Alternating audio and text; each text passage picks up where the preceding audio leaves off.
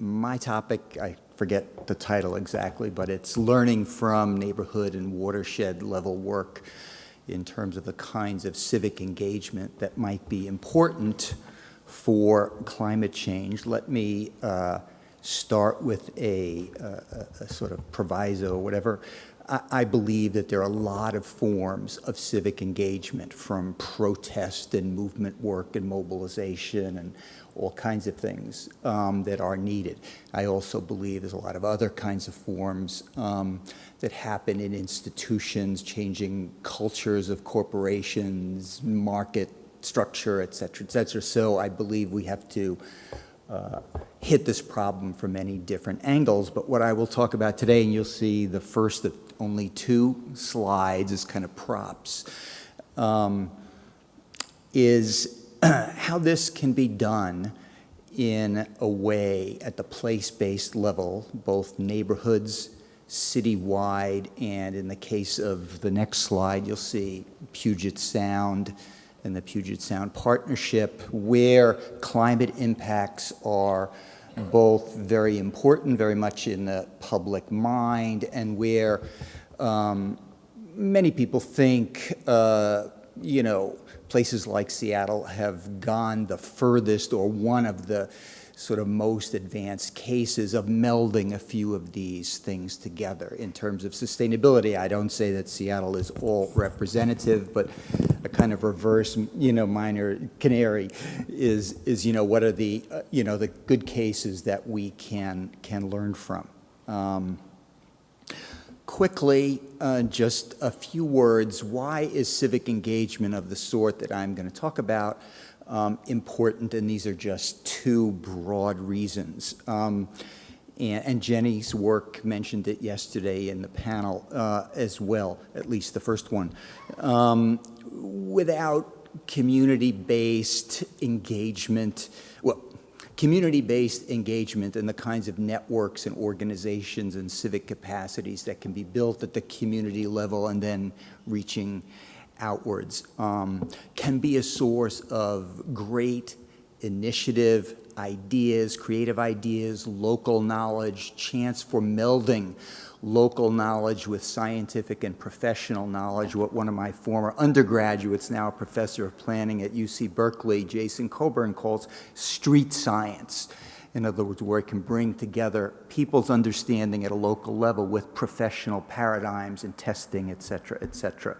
And civic networks at this level can be especially useful for inspiring innovative action, for circulating best practices and ideas, for forming the basis of partnerships with each other, with local government agencies, with businesses, with universities and other institutions, and we could go on, museums, aquaria, et cetera.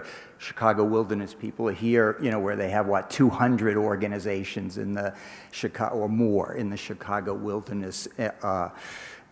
And related to that is that this kind of civic action can be a very powerful generator of democratic legitimacy. If we don't have people, and different folks of us have been talking about this, if we don't have people on board, enough people, it's very difficult to move things or to make them stick. So we need to be continually, alert to what generates legitimacy. A second area, and there are many others, just as a preface, is that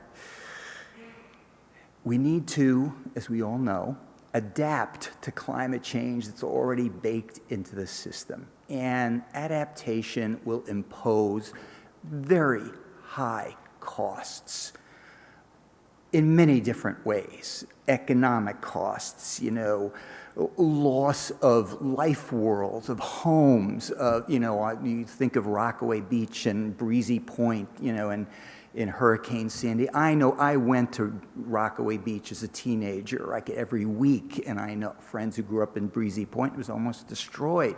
And those people talked about their community as this is a way of life. These were connections. This was, and people wouldn't even move. So we're dealing with issues of grief, of potential loss of neighborhoods, of huge costs that are shifted or potentially shifted from one group to another, whether it's through insurance or government programs, et cetera, which raises questions of resistance and the lack of legitimacy in responding to adaptation. So we really will need to build, and we're not very far along, and not even in the cases that I'm going to present today, of figuring out how to manage in a civically robust and democratic fashion the costs of adaptation and the creativity of adaptation. If we don't do this well in the next 15 to 20 years, just to take a date, our democratic institutions will be strained to the breaking point, I believe. I don't want to be overly dramatic about that, but I think that the kinds of, nobody's going to turn around every year or 2 years and say, here's $60 billion, go rebuild New York. We already had pushback on that, and unless we build it in, and unless we make it civically legitimate and engage people in how to do that, we're in a lot of trouble. So I'm going to tell you two stories that are very related. One is about Seattle, and then one is about Puget Sound, as I mentioned. And here is taken from the website of the Department of Neighborhoods in Seattle, a map of the district councils in Seattle, boundaries that were created in the late 1980s. And then I'm going to fill in what this is about. In the mid-'80s particularly, there was tremendous conflict in Seattle over the development of downtown, planning, et cetera. The neighborhoods were in an uproar, especially over the downtown plan. And in fact, the downtown plan went through City Council, and a few years later, guess what? The citizens came with an initiative called the Citizens Plan, and it passed. And this city was a progressive city, progressive mayor, were embarrassed to no end. So they said, we need something else to engage neighborhoods in productive ways where they're not always fighting us on every issue that we want to do. And they developed a Department of Neighborhoods that was comprehensive in its coverage of neighborhoods, so that everybody would have a sort of place. And there were many already. Community councils, the neighborhood associations are typically called community councils in Seattle. There were many of these already, but the question was how to bring them into productive work. And the very first thing they did, and they won an Innovations in American Government Award from the Kennedy School for this, was to develop a neighborhood matching fund. And very quickly, and this embodies many of the things that Jenny talked about in her work, neighborhood matching fund, the city will give money up to, and they had different categories, I think the highest one was $100,000, if the community or some entity, some community group came up with a match. And that match could be in the form of you raise some money from a foundation. A match could be in the form of donated machinery, computers, materials for building pea-patch community gardens, et cetera, or it could be in the form of labor, either unskilled or skilled. Eventually, they just, gave it as $15 an hour. So people could put their own work in developing playgrounds, community gardens, creek restoration plans, environmental education projects, ethnic heritage projects. There was a social justice and a racial justice piece added very explicitly in the, 5 or 6, 7 years ago under one of the new administrators. But the frame was very much the following. Citizens, residents broadly, whether you're a citizen or not, can do real work in improving the community and should be engaged in doing real work, not just making claims, fix this for us, but step up, do real work, tell us what it is, and tell us how you're going to mobilize your assets, your networks, professional connections, et cetera, to get some of this done, and we'll contribute, and also, by the way, hold you accountable for the projects that you develop. And this was wildly successful and popular, and it grew to several millions of dollars a year, which is not a huge amount, but it was very important symbolically and for a lot of other reasons. And the next round of the story in Seattle is that in 1990, the state passed the Growth Management Act, which required all communities in Washington state to do planning under a rubric that made a lot of sense and that really was about sustainability. The different centers, there would be different types of centers, urban villages, core business areas, I forget all the official names. It was taken from Jane Jacobs' work and others, sort of, people who really got this connection of place and social capital and people doing the work in the streets to make them safe, to make them, good communities to live in, et cetera. And so under the Growth Management Act mandate, Seattle came up with, in a very, quotes, progressive manner, its comprehensive plan in 1994 called Towards a Sustainable Seattle. The title itself was not only from sustainability work, but one of the foremost organizations in any city in the country at that time was a group called Sustainable Seattle.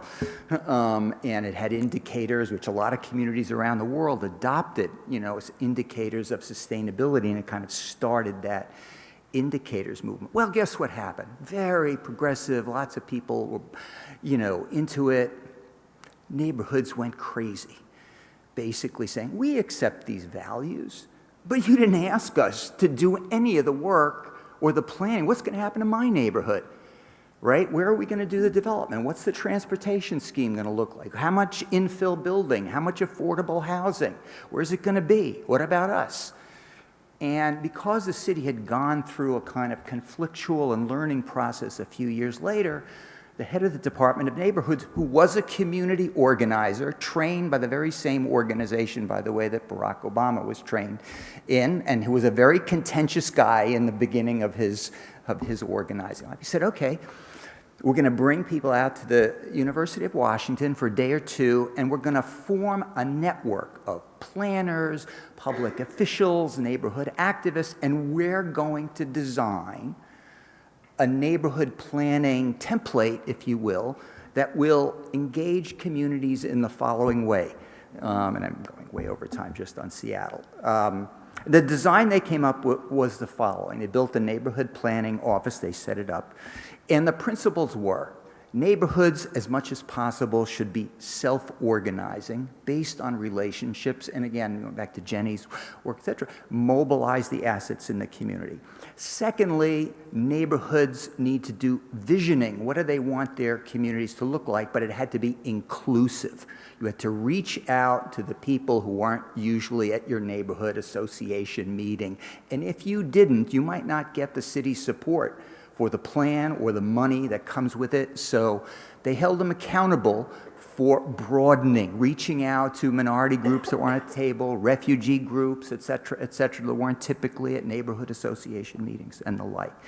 Thirdly, a toolbox was provided by city staff, but co-produced. In other words, citizens worked with city staff to produce the kinds of tools, the kinds of brochures, the kinds of data system, which is very primitive compared to what we have today.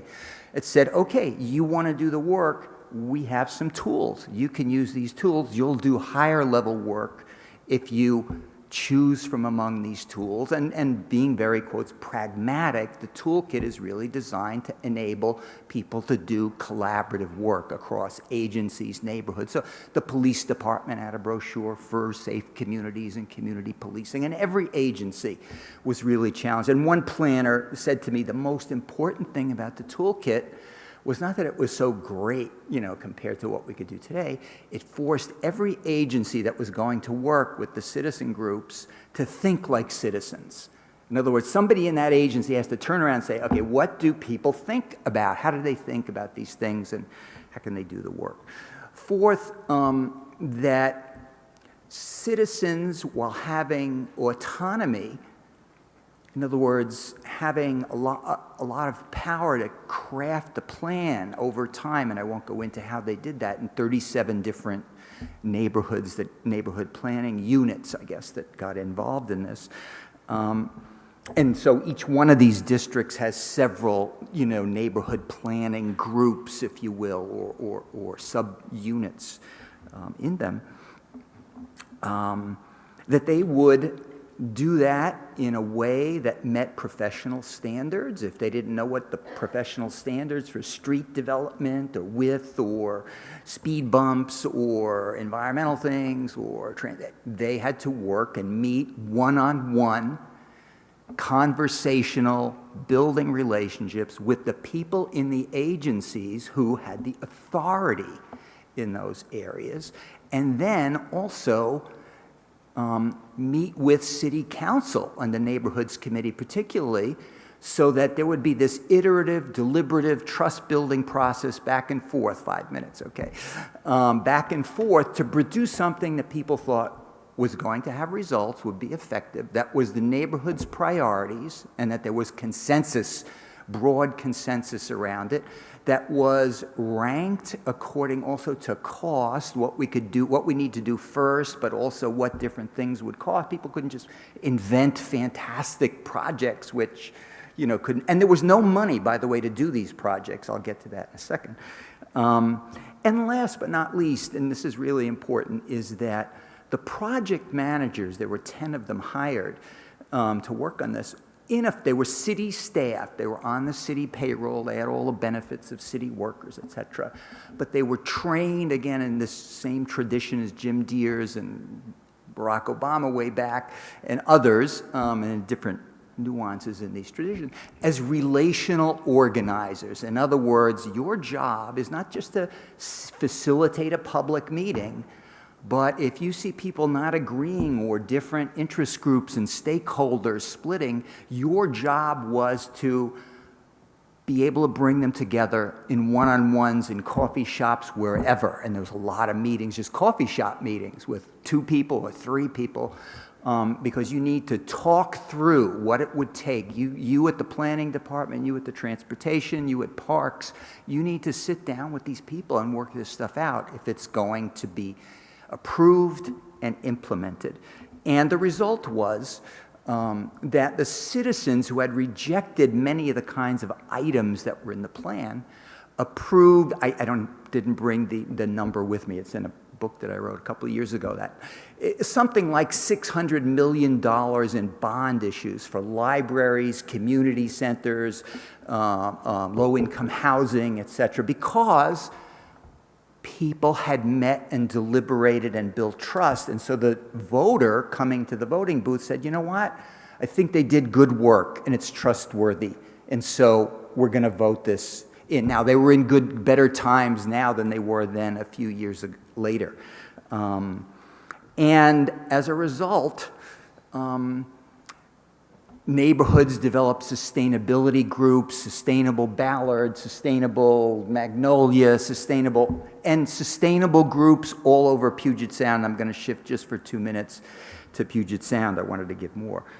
So a network of civic groups exchanging ideas all over Puget Sound, and many different networks, typed watershed associations, land trusts, fisher, oystermen's, groups, et cetera, are involved, have been involved, and were involved then in the rollout of the latest iteration of the Puget Sound Partnership. And these are the, you can see here that there's a lot of focus on local, again, place and locality, very, very important. Puget Sound Partnership, quickly, is the 3rd iteration of the EPA-sponsored National Estuary Program. Went through a couple things, and then it was taken into the state, but it's still run as a partnership with a leadership council that's multi-stakeholder, with an ecosystem recovery board, or ecosystem coordination board that's multi-stakeholder, has environmental groups, business groups, builders groups, all kinds of groups in it. And with a good deal, I would say, of community participation from the same kind of energy that's sort of the assets-based work in terms of, well, we need now better science, we need to build climate into this, which NEP did not have when it was first created. We need to build climate, and we need to drive this down to local ownership by Civic and other groups all over the Sound that will take action around very strategically developed goals. Again, science-based, and they have a science team that's part-time up, okay. And the interesting thing here is just to back up for 1 second in conclusion, you see Seattle is a little part in there, is that the model of engagement by building relationships, leveraging assets, working collaboratively across stakeholder interests, and working with authority. In other words, the state has authority, it has regulatory authority. The NEP doesn't have regulatory authority. The state has regulatory authority, cities and counties have regulatory authority. So it's not a rejection of that, but it's an enrichment of it. It's a way to move people forward. It's kind of what Gerald was saying in the beginning, kind of a culture change, civic action, local practice, even though we know certain things have to be mandated and regulated in different ways. And one can do this. This is possible to do this. Different communities vary in terms of how well they can do it, but we can learn a lot in a case like this, which is both has now a very ambitious, and many people see it as the leading city climate action plan, Seattle's, and many people see this as one of the foremost NEP designs, so regional designs, and well, that's what I have to say.